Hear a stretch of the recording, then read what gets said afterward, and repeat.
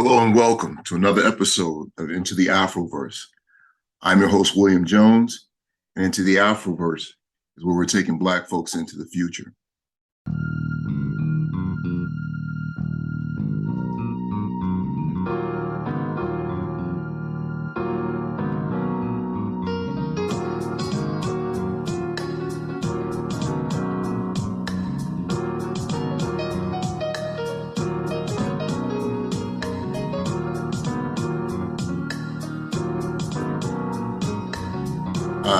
Like I've always said, one of the great things about Afrofuturism is its ever expanding definition. And I really like the way that it's encompassing all these different realms. Many people, as I've said many times before, when they think of Afrofuturism, they only think about it in the context of maybe science fiction, fantasy, art, and things of that nature. But it encompasses so much more. And I think today's guest is an example of that. Today's guest is Dr. A. Breeze Harper. Dr. Harper has a PhD in cultural food geographies with an emphasis in Black feminist theory and gender studies. She created and edited the groundbreaking anthology, Sister Vegan, Black Women Vegan Speak on Food, Identity, Health, and Society. Her most recently published work, Scars, A Black Lesbian Experience in Rural White New England, interrogates how systems of oppression and power impact the lives of the only Black teenager living in an all-white and working-class rural New England town. At the end of 2023, Dr. Harper's latest second novel, Seeds of Sankofa, will be published. Seeds of Sankofa focuses on the intersections of racial justice, food, and Black mental health within the context of the future ethical foods and what does all this mean in terms of the future and how it will be embedded in legacies of colonialism. And with that, I'd like to welcome Dr. Breeze Harper. Welcome, Dr. Harper. Thank you so much, William. I'm happy to be on this podcast. I'm very excited to engage with you about the work that I've been doing. Excellent. Now, in reading your work and in doing my homework and finding out more about you, I just found it very curious when you talk about the way that you were able to blend this cultural food geographies. First, could you, and with Black feminist theory and so forth, could you first explain to us exactly what is cultural food geography? Yeah, so it's very niche. I decided that I'm really interested in how food and agricultural systems shape culture. And geography is about place or space. So I'm interested in how the colonization of this soil now called the United States and the decimation or genocide of more than 90% of the indigenous population, and then the enslavement of Africans to work the land as agricultural laborers, how this produces the culture that we have today and how that really impacts the United States moral system, economic system, social system.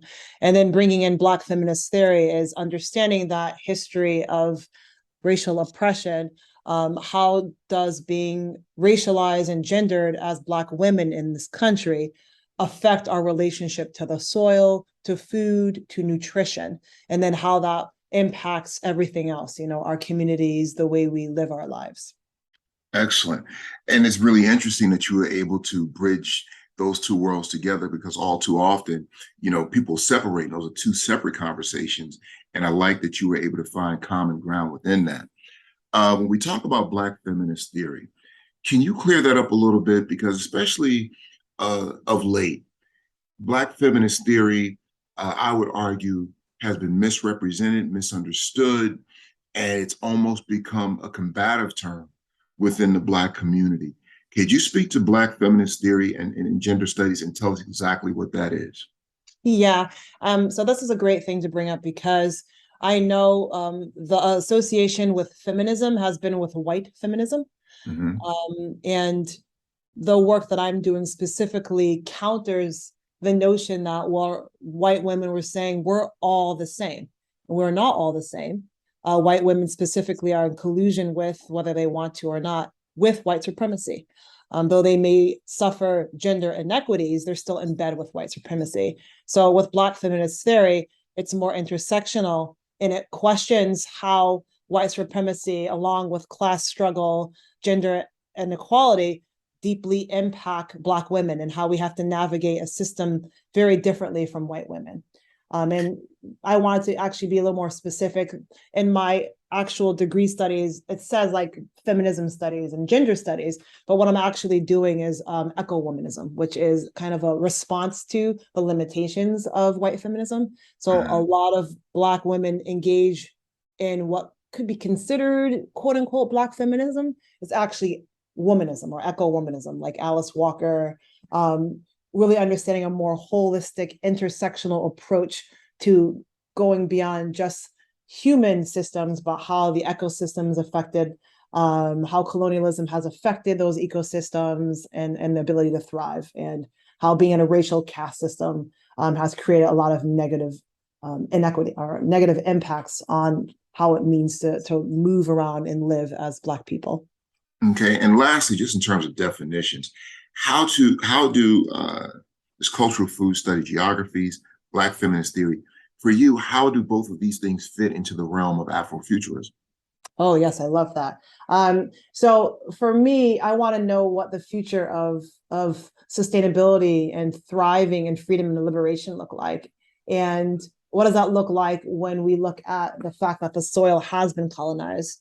And then the impact of colonizing the soil, not just to create a nation that is the United States, but how the soil has been colonized by industrial farming and the taking away of Black farmland and the ability to create sustenance. So the way I fuse that with Black feminist theory is really looking at, and to just politely correct you, I'm looking at Black maternal health, not Black mental health. So Okay. how does the loss of the land, the loss of what we had access to because of enslavement, because of supremacy, the land growing fruits and vegetables that nourish us and nourish our bodies, our reproductive cycles. Mhm. What can that look like in the future as we look to build a more sustainable future that really understands that colonial past and going back to the soil? So I'm really And interested in that, like the soil microbiome and the mhm. beloved community that's in there, and that's actually literally destroyed by supremacy and monoculturalism. Wow, that's really incredible because I don't hear too many people talking about it in the way that you are. When you look at the history of Black folk in this country in particular, much of it is rooted in the South, and much of it is rooted in agricultural and agrarian communities.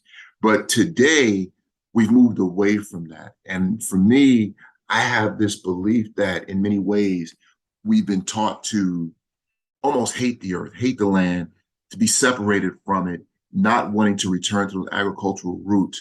Can you speak to how is it that we started out as such, agrarian communities and so forth, but it seems like in today's world, we've moved away from that? Yeah, this is a very complex question that I think is not just applicable to Black folk, Mhm. but majority of the United States. But I'm going to focus on Black folk. So, I think about the history of sharecropping, and I think Mhm. about that history of not being able to even have access to that land, almost slave-like conditions. I think about the history of the Black migration from the South to the North to the industrialized um, urban areas where there basically is no land, and Right. sustenance is the sustenance you get for yourself and your family is relying on companies and corporations that are creating processed or packaged foods. Um, and I'm also thinking about that, to some sense, economic mobility, social status. Being a farmer, being agrarian, that's not where it was. So, we're going to try to better ourselves by going to better opportunities that are in the city, industrialization. And I think to some degree also there is that legacy or that feeling of I'm not going to continue being an agricultural worker because that's what the enslaved did, and I'm better Right. than that. There's also the reality that there was a huge loss of farmland for those who wanted to continue that tradition, Mhm. and different ways in which the government manipulated Black farmers who already own land out of their land, or use the law to say no, you're not allowed on this land anymore. Mhm. um, and then also the realities that those that are staying on the land that they were born and raised on, that there's factory farms that are creating intense amount of pollution within that land. Um, there's just such a rich history of botanical knowledge that enslaved Africans brought with them. Right. Um, and I think with my work, I really want to go back to really understand that Black people did not start off as slaves. We were enslaved, and who you Thank you. enslaved were, botanists, scientists, birth workers, mathematicians, this an entire civilization with this rich knowledge. So how can we reconnect to that versus this more negative connotation that Black people are no longer shackled to the land, and I want to show that we have upward mobility and significance by being more city folk, being in the city, acquiring more material items that show that we've made it. I think Mhm. that's one of the issues that are problematic. But there is a movement. There's a movement that's resurfaced amongst a lot of Black people who want to go back to the land and homestead the land, be in community with the land, and not think about land in terms of property and ownership the way white supremacist colonization has taken something so Mhm. sacred and commodified it into resources through extractive capitalism. So I think that's the future I'm looking into, is trying to get back to those roots, to creating a soil microbiome that's biodynamic, that is diverse, and that is just really fecund, in a way that hopefully mimics the future of a more utopian and liberated Blackness. Excellent. And if you're just joining us, we're joined by Dr. Breeze Harper, and we're talking about cultural food geographies, Black feminist theory, and Afrofuturism here on Into the Afroverse on WOL 1450 AM 95.9 FM, where information is power. I want to go back to this issue of the Black farmer. In recent years, we've heard this thing about the plight of the Black farmer. For those of us that are not familiar with it, could you speak to what exactly folks mean when they talk about the plight of the Black farmer? What is it? What's the challenge right now for the Black farmer? And as you've already talked about, anyone that just studies the history of Black folks, certainly we've been duped out of land throughout the South. I always look at my own personal family history, and I'm assuming this is probably the story with a lot of Black families. You could probably go to the South right now and point to where your family's land used to be and Mm-hmm. where it is today. And you'll probably find that you've lost quite a bit, through all types of dubious means. But when we talk about the plight of the Black farmer, what is meant by that? Oh gosh. Well, first of all, I believe I think the Black farmer population decreased significantly. I think like 90 or 95% of Black farmers were located in the South. And Right. I think they're only about 5% or less than 5% right now. Wow. Um, I can't, my focus isn't primarily on that history. I don't know Right. much about that. Other than that, it's just been difficult for farmers to for Black people immediately just to have access to land to farm. Mhm. So it's a good question, but I don't have the expertise historically to know enough about that than just the understanding that it was lost through I'm thinking about my own family's land and the ways in Right. which local governments tried to dupe them out of or take away or say this is not, you don't have a deed to the land, so Right.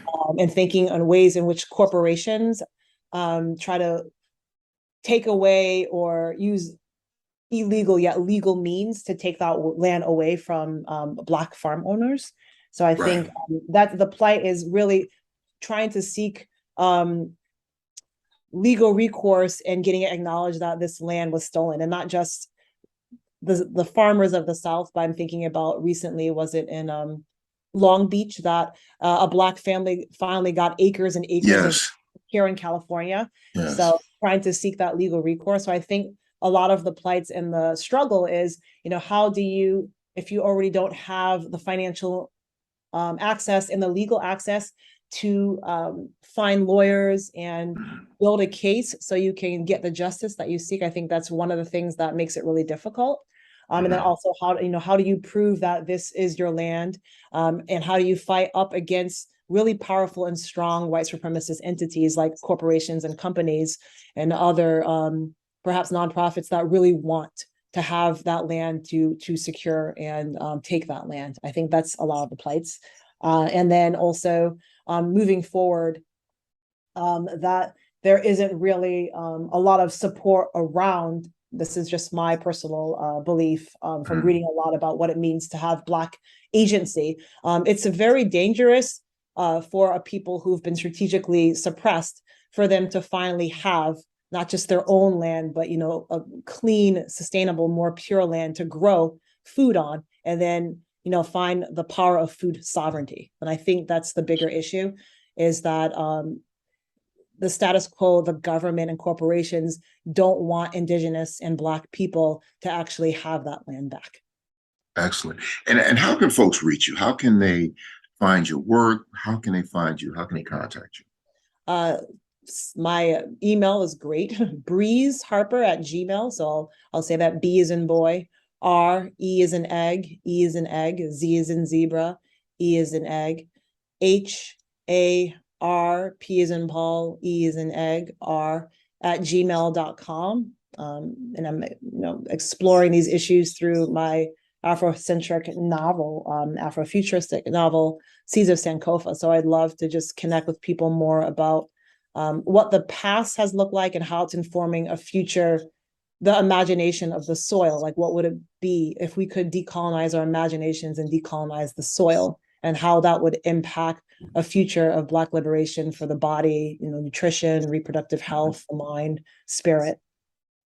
So Caesar Sankofa, can you give us a little bit more in terms of what that's about and what readers can expect, once they pick that book up? Yeah. So there's some reoccurring themes here where I start off with it starts off in the mid 1980s, and it's the prologue starts off with these fictional people from Ghana, and they had been enslaved and dispersed, unfortunately, and they have special powers that are connected to the soil microbiome, and in particular, how that soil has grown the okra plant. So the connections to okra. And I started off with a fictional character named Akuba, where you learn that her tribe had been captured, and that her mother had woven sacred okra seeds into her hair. And then you fast forward a few hundred years later, and the Pototi people still have those plants and those seeds that are connected to their powers. And most of the women there are birth workers. So they have this unique ability to teleport where they need to teleport when a woman is giving birth from the African diaspora to help her.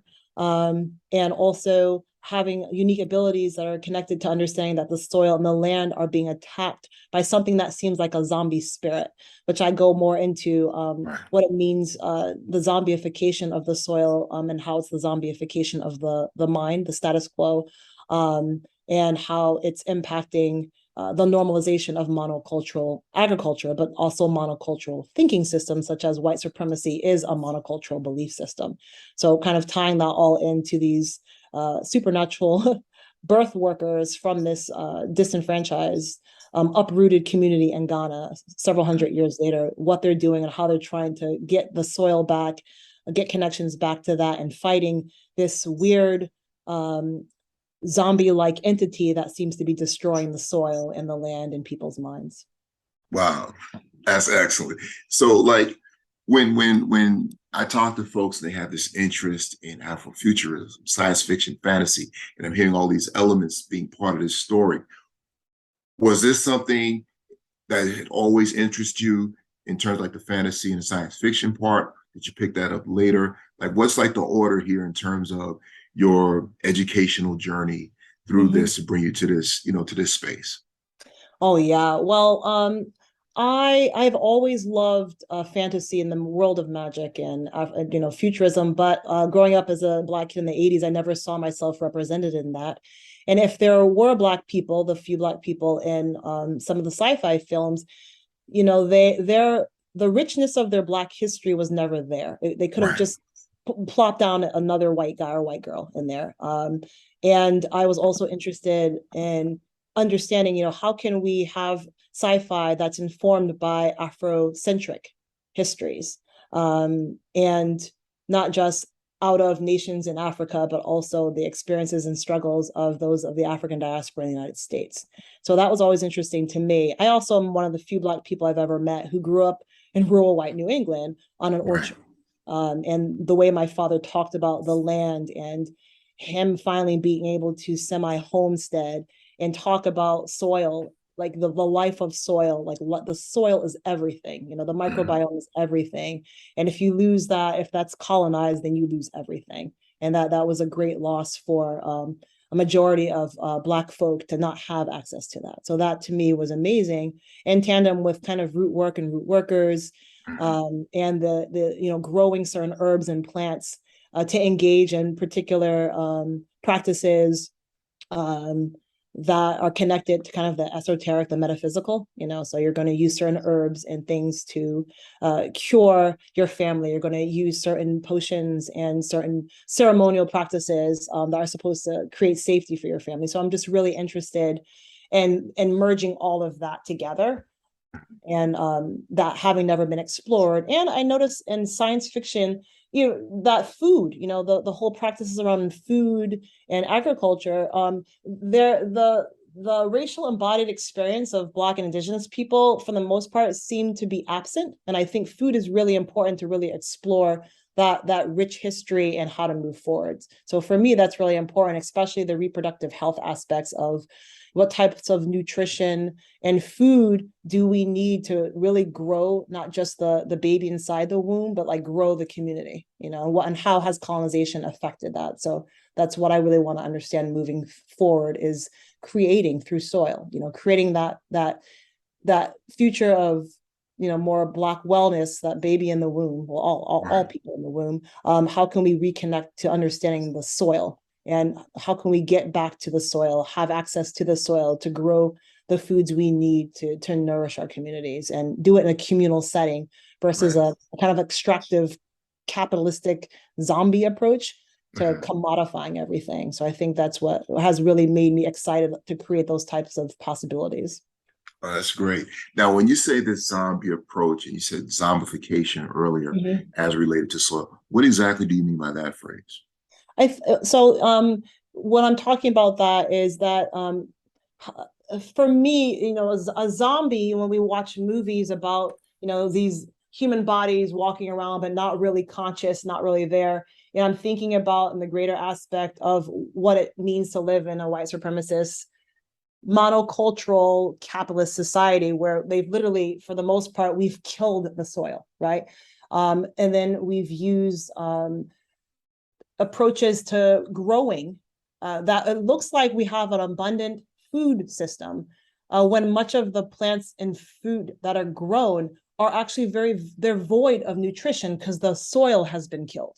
But it looks like we have abundance. So we're eating in a way, we have access to a lot of these vegetables and fruits that have been grown in what would be considered kind of zombie or dead soil. That's an actual term that was used after during the Dust Bowl, Mhm. where like most of the topsoil was basically destroyed because of monocultural practices. So it looks like you have miles and miles and fields of, say, potatoes and corn, but they're nutritionally vapid. So you're feeding a population. It looks like you have all this abundance, but there's very low nutritional value to it, and it destroys the gut health. And we know that the soil microbiome reflects the gut microbiome in humans. So if you destroy that, you're destroying the gut health. The gut health is connected to the immunity, and the Right. gut health is also connected a lot to our own emotional and spiritual our mental health, those balances. So if it has been normalized, the way that we're eating and living, we're almost zombies, that we've accepted it. We're not even aware of a greater possibility of what it would mean to actually, de-zombify the soil, to Gotcha. de-zombify our guts. But that's a larger issue when we're talking about how corporations um, and these companies control most of the farmable land, and the way they've done it is controlling it through,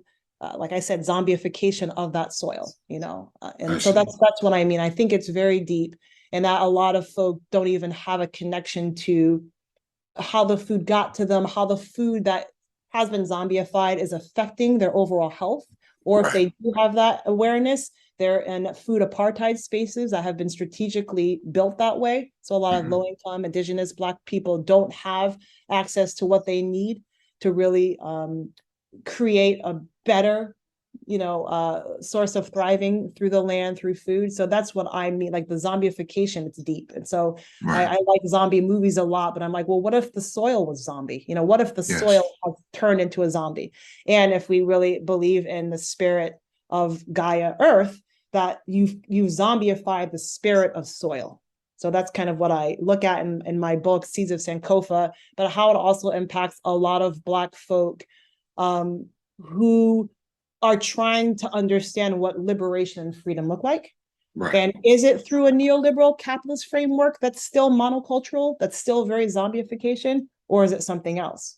So some of these characters I introduced to the reader is this one Black man in particular who has basically been zombified, but he shows all of the accoutrements of I've made it. I'm one of those Black people who made it. I'm in Silicon Valley in the food tech industry. Sorry about that. Right. Yes, In sir. the food tech industry, but you can see through the way he is perceiving his life, his relationship with his partner, his kids, his younger brother, where you find out in the novel, his younger brother, for some reason, tried to commit suicide. We don't know why, but it will be Right. linked more to something that the brother has discovered about what had been lost because of how their people had lost that connection to the soil. But he was told, but you've made it. You're a surgeon. You're this Black surgeon. You've made it. You've got all of these things that should make you happy. But he's not happy.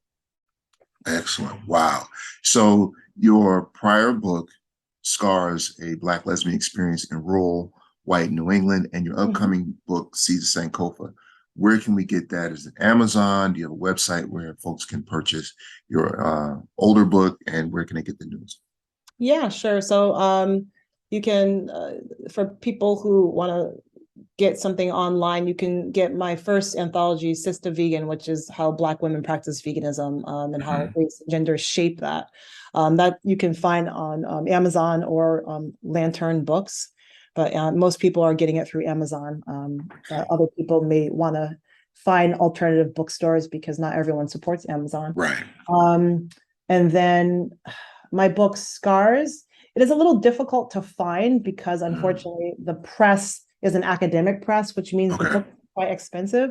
Right. So I do ask people if they actually want a free copy of it to connect to me directly because ethically, I don't think it's fair that anyone should have to spend $25 on a paperback. And I did not know when I went in with that book deal that it would be too expensive and inaccessible.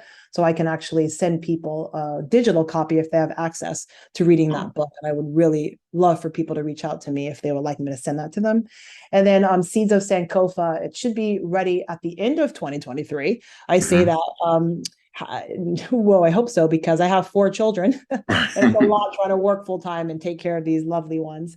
But this time I want to go through publishing it on my own because I don't think I should have to work so hard and go through someone to take all of the money that I get from that book. So I want to publish that through my own means and or find a Black and or Indigenous owned press with similar values to actually publish the book. But I think with the technology that's available today to most of us in the United States, you can publish your own stuff and make sure you have it go the direction that you want to. So most likely I'll be doing that. And I'm going to probably work with an amazing Black woman artist who does awesome paintings. And I asked if she can paint the cover for the book. So I'm really excited about engaging her to do that project as well. Oh, excellent. Excellent.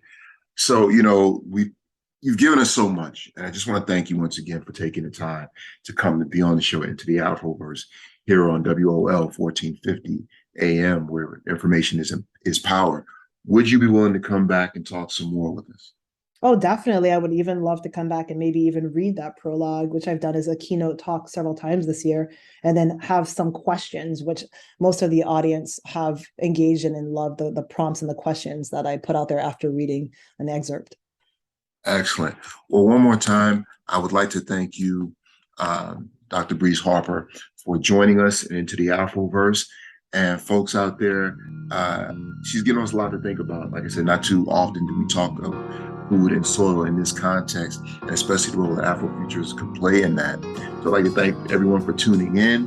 Thanks once more time to our guest, Dr. Harper, and also thank you to Mr. Duke Productions for producing today's episode. This is Into the Afroverse with William Jones. Take care. Thanks, everyone.